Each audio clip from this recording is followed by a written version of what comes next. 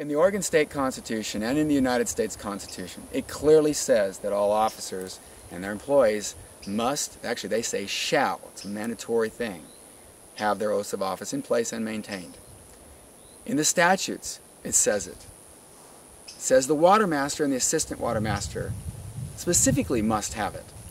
Now, why is that important? Well, Gary pointed out the fact that they didn't, which means they were impersonating somebody and didn't have the authority to bring the claim against him in the first place. It means all the actions that they took against him were erroneous. But the jury wasn't able to hear this. They were disallowed by the judge from hearing this. Why? Because the judge decided to prejudicially rule against Gary's motion to dismiss in favor of the prosecution.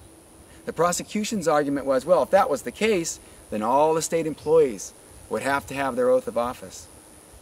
He didn't realize that we'd given him in that very motion.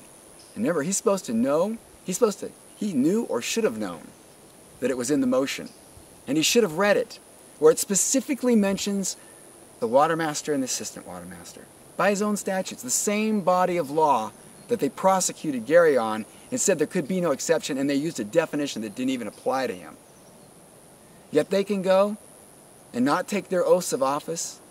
The watermaster and the assistant watermaster and others in this case admittedly did not have them in court. Now, what does that mean? It's like you can't go to jail without first having your arraignment, your trial. That's a structuring thing. Well, oath of office falls into that category. Those categories in law are not under the discretionary powers of the judge, meaning he doesn't have the right to disregard that. He has to rule in favor of us on that.